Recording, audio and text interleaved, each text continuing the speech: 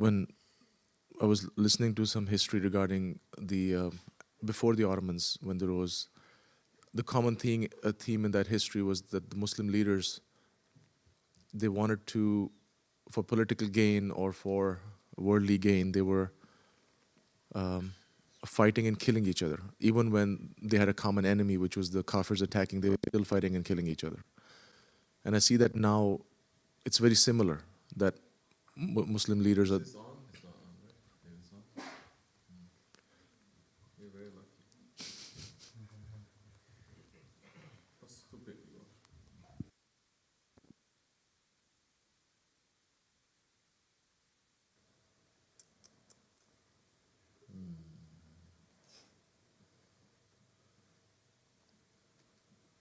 Number one, it is wrong in every way.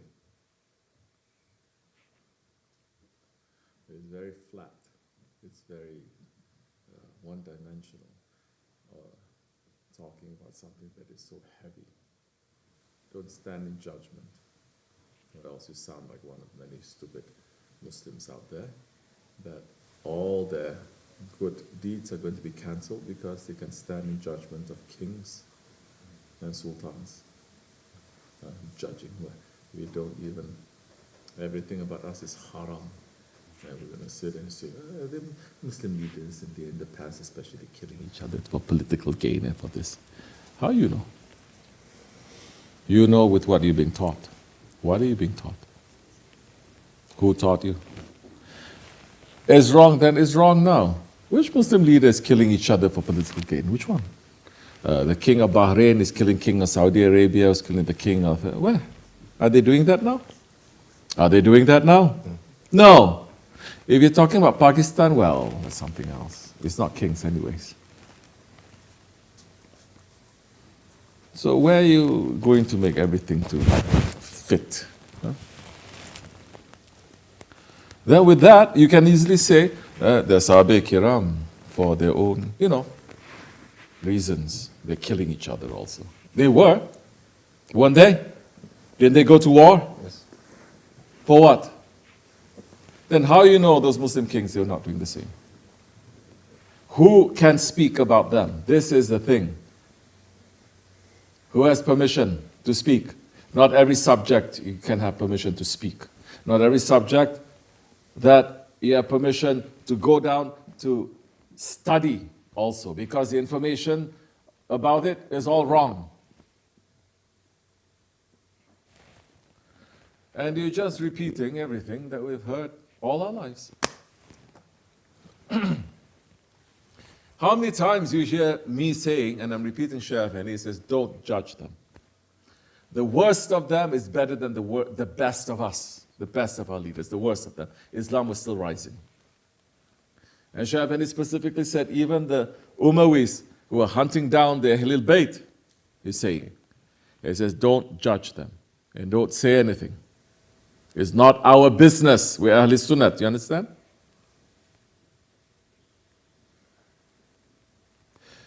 Because during the time of the Umayyas, Islam stretched all the way to China. What are you talking about? This is the sickness of modern day Muslims, proud and arrogant, and you think you have all the information just because you do what? Do you listen to some podcast? Huh?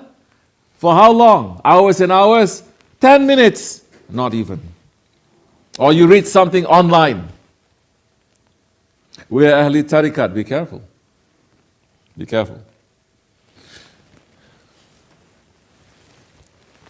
Then where you fit with what the Prophet says, as relate to us from our Shaykh, that means from 40 grand sheikhs. You want to talk about, how you say? Sanat?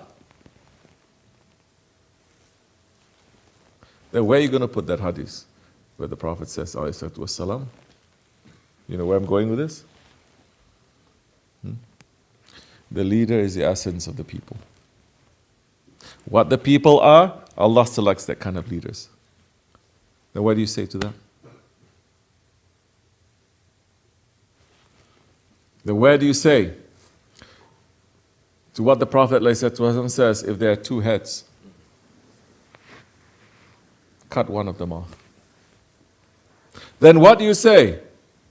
Well, Sultan Bayazid and Emir Timur, they were fighting for power, for political gain. What do you say about that?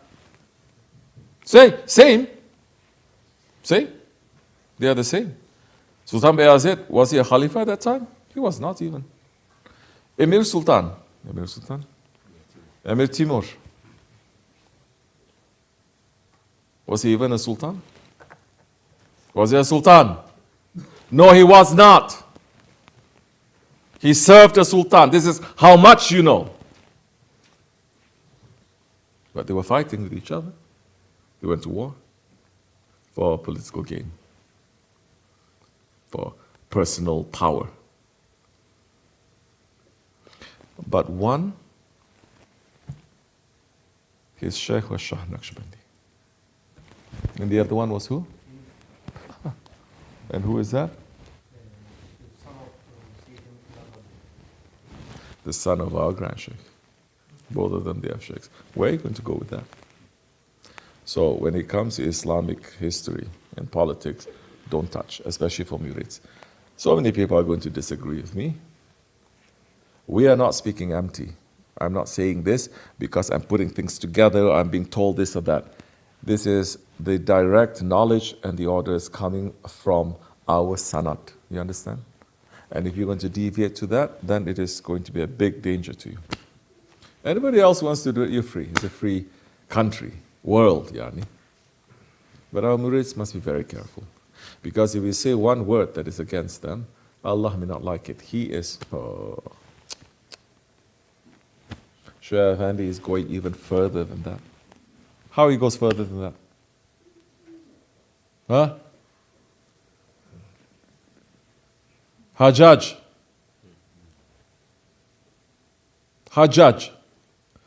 Do you all know who Hajjaj is? So many Muslims don't know.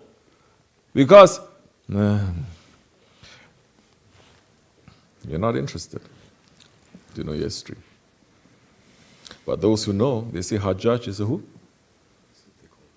He's a what? He's a tyrant, they say. Tikong. He's a tyrant. Correct? All the books are saying he's a tyrant, isn't he? Yes or no? Yes or no? The history books are saying he's a tyrant, correct? Yes, the books are saying. Not just books, so many people are saying he's a tyrant. In fact, Shaykh Effendi and Shaykh Maulana is the only one who's giving us a different side to that, to make us to understand how these ones that have power, these ones as part of a big, how you say today's words they like to use, ecosystem. It is much more complex than that. And we are Ahli Tariqat, we have to understand the subtleties, and it is none of our business.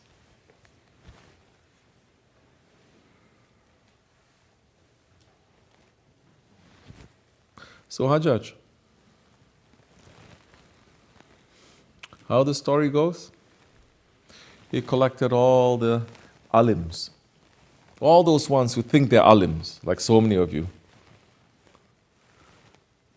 with knowledge. He gathered them, alims, ulamas, other ones, gathered them. And he says to them, am I a zalim? Am I an alim? It is known that Hajjaj killed so many people. It is known that he was a zalim. That's what history book is saying. That's what a lot of people are saying that he is. You know the story? Do you know the story? A little bit. You must know a lot. You must study that, because in that, if you know that, do not ask that question now.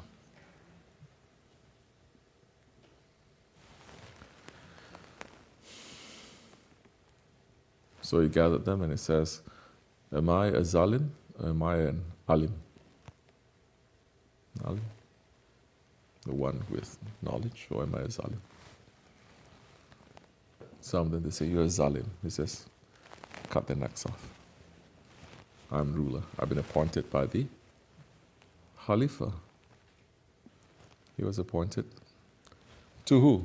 The people where? That area there. Appointed there. Now you understand how the ruler is the essence of the people?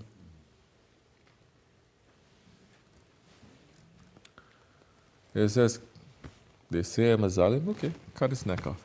Those who say, no, you're not zalim, you're an alim, he says, you're lying, cut your neck off. Until it came to one man. And then the man said, what? The man is saying, I'll give you an answer. But give me 7 days, let's say. I'll give you an answer. And our judge, the governor, he was a little bit surprised. This one is interesting. Okay, I'll grant you. Then I'll know the answer. I'll take the answer from you. So the man then went home. His wife was crying. And says, what have you done? I said, what I've done, I've given us some extra time to live as much as we want before I die. Because they say until we give an answer, everything is on the government expenditure list. Eat and drink anything that I want. Time came. On the last night, and the man had a dream. Because now the man is acting out of sincerity, you understand? He's watching and he's holding himself back. And he's asking for help. What is the real answer to this?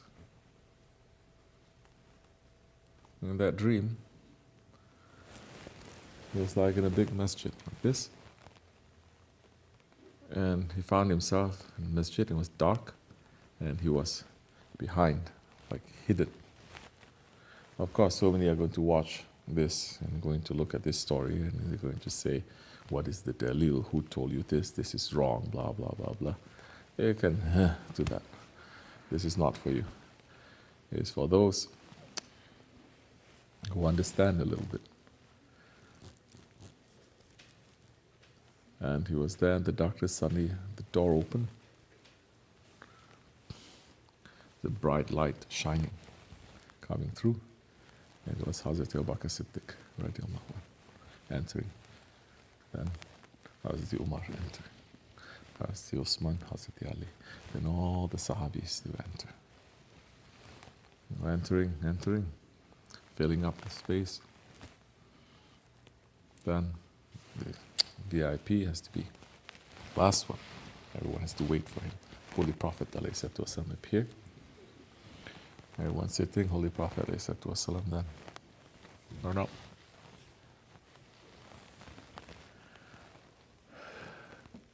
Then Prophet ﷺ,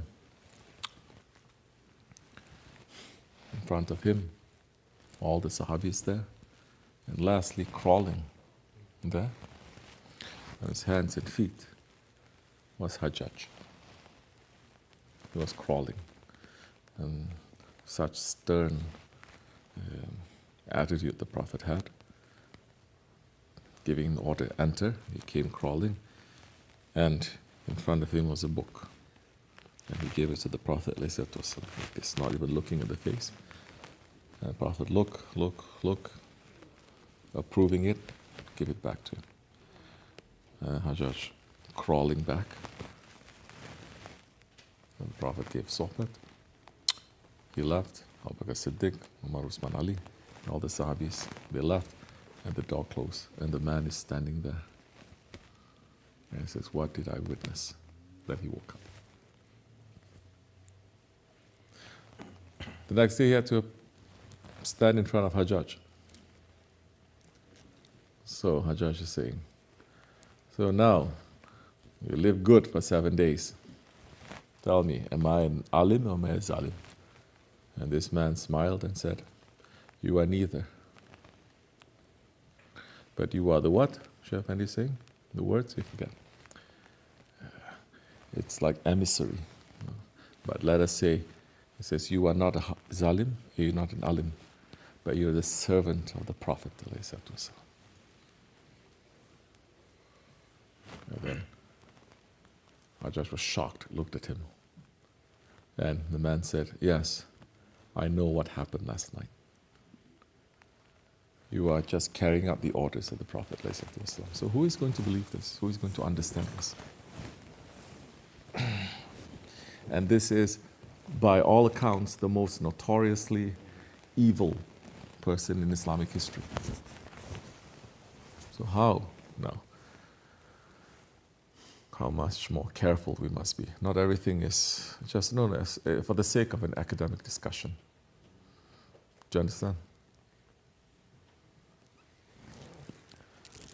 So we should not. We should be careful. Right place, right time, wrong place, wrong time, wrong words. Should be careful, inshallah. This much is enough. Wa min Allahu tawfiq.